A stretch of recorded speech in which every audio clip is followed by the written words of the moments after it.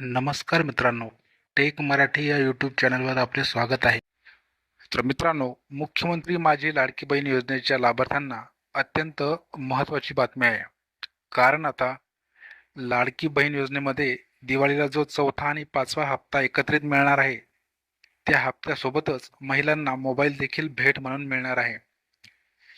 दिवाळीची भेट म्हणून मोबाईल सुद्धा या महिलांना गिफ्ट केला जाणार आहे. अत्यंत मोठी घोषणा आहे.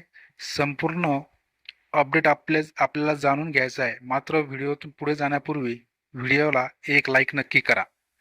कारण आम्ही लाडकी बहीण योजनेचे सर्व अपडेट आपल्यापर्यंत अचूक वेळी पोहोचवत असतो. त्यामुळे सर्व भगिनींना विनंती आहे, त्या ठिकाणी आपण एक लाईक नक्की करावं. तर बघूया कोणता मोबाईल मिळणार आहे व कोणत्या महिलांना या योजनेचा लाभ मिळणार आहे. तर बघा, मोबाईल अशा प्रकारचा असणार आहे. याची घोषणा शिवसेना नेते उद्योग मंत्री उदय सामंत यांनी केलेली आहे.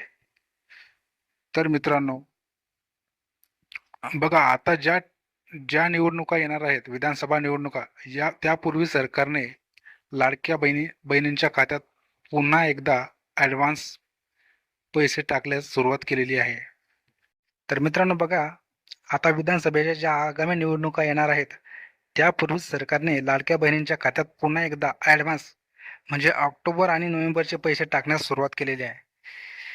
तर काही लाभार्थ्यांचे पैसे आलेले आहेत आणि काहीचे जर आलेले नसतील तर घाबरण्याचं काहीही कारण नाही.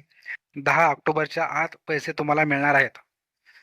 तर मित्रांनो, दुसरीकडे उद्योगमंत्री उदय सामंत यांनी रत्नागिरी येथे बोलत असताना लाडक्या बहिणींना मोबाईल गिफ्ट देणार असल्याचं सांगितलं आहे आणि त्याबद्दल तुम्ही मतांचं बक्षीस द्या असं सुद्धा त्यांनी आवाहन केलेलं आहे.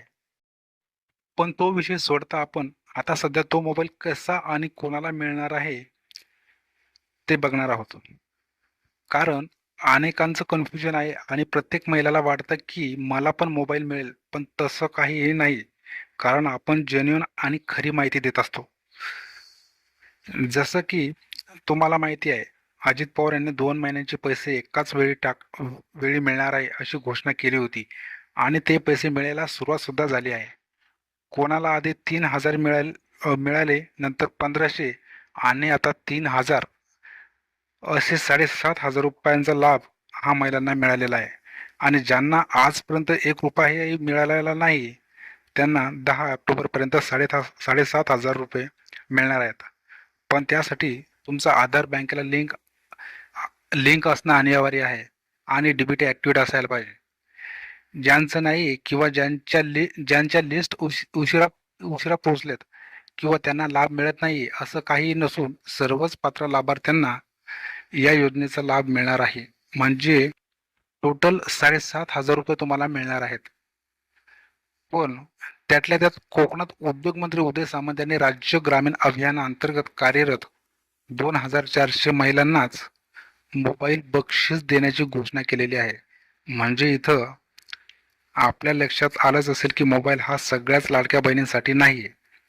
तो फक्त ठराविक 2,400 महिलांनाच, ज्या की राज्य आणि ग्रामीण अभियानाअंतर्गत येतात, त्यांनाच मिळणार आहे. सगळ्यांना मोबाईल मिळणार नाही. ओके. त्यामुळं अनेकांना वाटत होतं की मोबाईल आम्हाला सुद्धा मिळणार, तर तसं काही नाही. तर तुम्हाला फक्त आणि फक्त 7,500 रुपयेच मिळणार. हा मोबाईल फक्त राज्य आणि ग्रामीण अभियानाअंतर्गत ज्या महिला काम करतायत त्यांनाच मिळणार आहे. तर तर बघा, राज्य आणि ग्रामीण अभियानाअंतर्गत म्हणजे ज्या महिला जिल्ह्यातील व महिला बचत गटासाठी काम करणाऱ्या सर्व समुदाय व संसाधन व्यक्तींनाच या योजनेचा लाभ मिळणार आहे. त्यामुळं सगळ्याच लाडक्या बहिणींना हा मोबाईल मिळणार नाही. त्यामुळे कोणी जर फेक व्हिडिओ बनवून टाकत असेल तर तो व्हिडिओ बघून मोबाईल गिफ्ट भेटेल अशी अपेक्षा करू नका. कारण मोबाईल फक्त 2,400 महिलांनाच मिळणार आहे. तर मित्रांनो, या व्हिडिओमध्ये एकदम आणि खरी जेन्युइन माहिती सांगितलेली आहे. तर व्हिडिओ आवडला असेल तर लाईक आणि सबस्क्राईब करायला विसरू नका. धन्यवाद.